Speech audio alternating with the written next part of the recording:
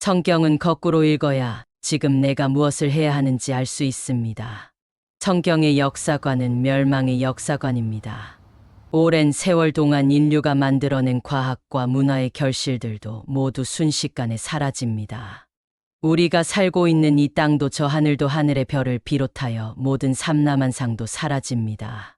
심지어 하나님의 보좌가 계시는 셋째 하늘과 경계를 삼았던 거대한 유리바다도 없어집니다.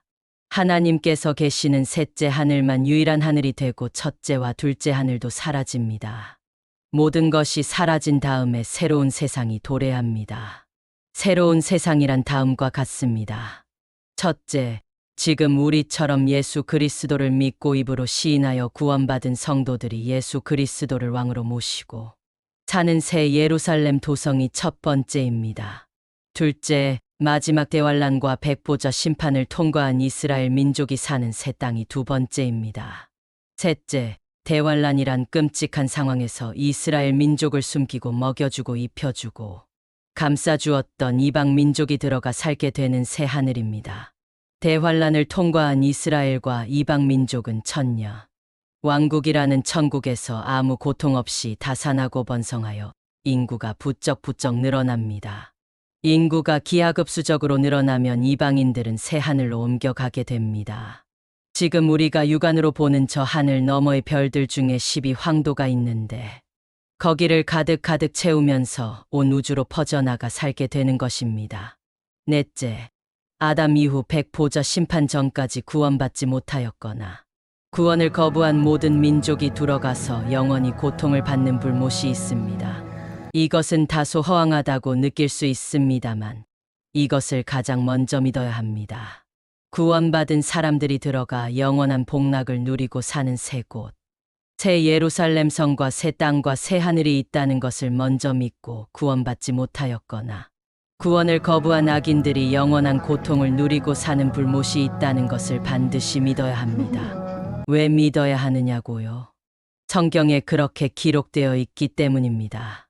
지금 많은 변개된 성경은 이런 엄연한 진리를 왜곡하거나 각색하거나 희미하게 지우기 때문에 그들을 따르는 교인들을 지옥으로 보냈다가 나중에 영원히 불타는 불못의 종자가 되게 하고 있습니다. 이들은 성경이 세상에서 잘 사는 방법을 가르치는 책 정도로 간주하고 나름대로 교인들을 유혹하는 컨셉을 잘 잡아서 교인들의 인생을 저당잡게 하고 재물을 갈취하며 가정도 파괴하는 파렴치를 저지르고 있습니다. 이들이 지금도 곳곳에서 양산되고 있는 목사라는 자들이 하는 짓입니다. 오늘은 대략을 알아보는 시간이니 이 정도로 하고 강론으로 들어가서 정확하게 알아보겠습니다. 백보자 심판 전에는 천년이란 기간 동안에 예수 그리스도께서 홀과 철장을 들고 직접 다스리시는 천년 왕국이 있습니다. 천년 왕국은 예수님께서 히브리 민족에게 초림하셨을 때 세우시려던 왕국이었습니다. 그러나 바리새인 서기관을 필두로 한 유대 민족이 거부하였습니다. 그동안 자기들이 세운 철옹성이 무너지면 자기들의 권위가 사라지고 자기들의 밥벌이 수단이었던 종교파리가 금지되고 자기들이 누렸던 모든 권력이 상실되기 때문에 도저히 받아들일 수가 없었던 것입니다. 그리하여 예수님을 끊임없이 시험하여 꼬투리를 잡으려 했습니다만 도저히 찾을 수 없자 집단 관계를 부려 예수님을 십자가에 매달아 죽이는 예수 살인극의 주인공이 되었습니다. 만약 자기들의 행위가 잘못된 것이라면 그 죄를 자식들이 대대로 갚을 것이라고 묻지도 않은 말을 호언장담합니다. 자기는 잘못해도 자기 자식은 잘 살게 해달라고 애원하는 것이 부모의 도리일진데 완악한 이들은 자기들의 잘못을 포장하기 위해 만약 자기들이 잘못한 것이라면 후손들이 죄를 받아도 좋다고 허무맹랑한 주장을 하는 것입니다. 그 결과는 어떻게 되었습니까? 주변의 강국에 의해 침탈되고 포로가 되고 이방 민족에게 흡수되어 형체도 없이 사라졌습니다. 나치에 의해 800만의 백성이 독가스실에서 죽어야 했습니다.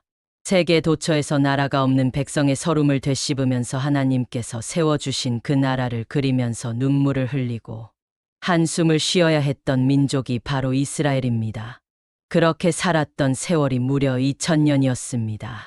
대한민국과 같은 해에 지금의 이스라엘이 탄생되어 주변 아랍 제국들과 전쟁에서 이기고 있고 지금도 주변 강국들과 싸워서 이기고 있지만 이스라엘은 전쟁의 연속이니 자기들의 죗값은 후손들이 갚게 해달라는 허무맹랑한 조상들의 말대로 후손들이 갚고 있는 중입니다. 천년 왕국이 도래하기 직전에 적 그리스도에 의한 대환란이 7년 동안 계속됩니다. 적 그리스도의 표를 받지 않으면 쌀 한 줌도 사고 팔지 못하는 매매가 금지된 사회에서 살아야 합니다. 이때는 유대인이나 이방인이나 예외 없이 극심한 고통을 받아야 합니다. 성경은 이때를 겪어야 하는 유대인에게 주신 말씀이 많은데 목사들은 이때 해당하는 말씀들을 지금 상황에 적용하여 교인들을 두렵게 만드는 영적 공갈 협박을 일삼고 있습니다. 지진이 일어나고 불벼락이 떨어지는 환란 속에서 하나님께서 구해 주신다는 대환란 교리를 지금 적용함으로써 영적 자해를 일삼고 있습니다. 이때는 재물이 필요 없는 것은 당연한 일입니다. 오직 예수 그리스도를 믿으며 하나님께 구해 달라고 애원하는 길 이외에는 없습니다. 하나님께서는 광야에 이스라엘을 43년 동안 만나를 공급하여 먹여 살리셨고 옷과 신발이 해지지 않도록 보호하셨던 것처럼 이때의 백성도 광야와 같은 방법으로 보호해 주십니다. 그런데 여기서 매우 중요한 일이 있습니다. 7년 대환란이 아무리 극심한 고통이라고 하더라도 지금 교회 시대에서 구원받은 성도와는 무관하다는 것을 알아야 합니다. 요한계시록에 기록된 무시무시한 공포도 교회 시대 구원받은 성도와는 무관합니다. 적 그리스도 치하에서 아우성치며 몸부림칠 때 저와 같이 구원받은 여러분은 천상에서 예수 그리스도를 남편으로 하고 하나님께서 주례를 보시는 혼인잔치를 즐기고 있습니다. 즉 저와 구원받은 여러분은 혼인식의 정결한 신부가 되어 있는 것입니다. 죄 많은 세상에서 뒹굴면서 죄만 지었던 우리가 어떻게 정결한 신부가 될 수 있을까요? 아무리 생각해도 불가하다고 스스로 생각할 것입니다. 하지만 여기에 성경의 비밀이 있습니다. 로마서 10장 9절 10절에 기록된 구원에 이르는 간증을 간직하고 수명이 다하여 죽은 사람들은 몸은 비록 땅속에서 썩거나 화장터의 한 줌재로 사라졌을지라도 하나님께서 거두어 가신 영과 다시 결합시켜 33세 6개월 정도 되는 가장 튼튼하고 아름다운 몸으로 변형된 영적 몸인 영체가 되어 예수 그리스도를 남편으로 모시는 신부가 될 수 있는 것입니다. 이 모든 것은 하나님께서 하신 일이며 우리는 추호도 개입하지 못하는 위대한 진리입니다. 다만 우리는 구원의 간증만 확실하게 지니면 됩니다.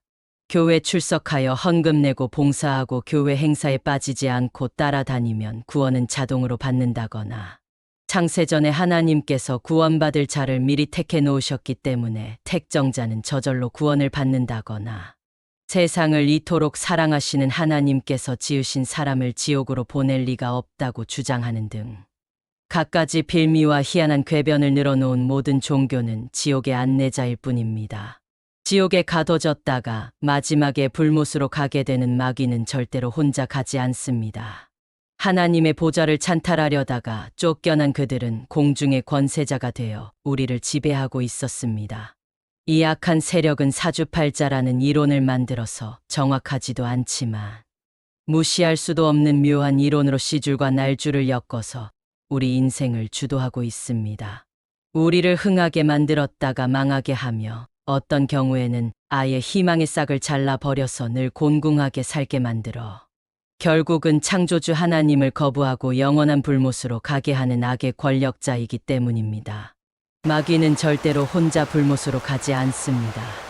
많은 사람을 데리고 불못으로 가기 위해 끊임없는 도발을 하는 것입니다. 이제 결론을 맺겠습니다. 여러분이 교회 출석하는 것은 구원받기 위함임을 알아야 합니다. 그런데 여러분이 출석하는 교회에서 구원의 스토리를 각인시킨 적이 있었습니까? 100만 성도, 세계 최고의 교회라는 여의도 순복음 교회도 구원의 간증은 절대로 가르치지 않습니다. 목사라는 사람의 말발에 속아서 나라도 개인도 가난했던 그 시절의 사중에 축복 오중의 메시지를 받아서 잘 먹고 잘 살자는 꼬드김에 넘어간 사람들이 모여들었습니다. 경제는 경제 정책을 잘 추진한 지도자의 공입니다. 잘 살아보자는 구호로 가난에 젖어 살았던 민족의 한을 자극한 박정희 대통령의 공으로 잘 살게 된 것인데 여기에 슬쩍 끼어들어 숟갈을 놓고 우리도 기여하였다고 자화자찬하는 초라한 몰골이 지금 기독교의 실상입니다. 먹고 사는 것은 하나님의 원리로 이미 주어진 것입니다. 모세가 광야 백성들이 가나안에 들어간 다음에 어떻게 먹고 살 것인지 염려할 때 하나님께서는 재물을 얻을 능력을 주셨다고 선포하여 안심시켰습니다. 하고 많은 능력 중에 왜 하필이면 재물을 얻을 능력을 주셨다고 하였을까요? 재물은 삶에서 반드시 필요한 것이기 때문에 하나님께서는 재물을 얻을 능력을 주신 것입니다.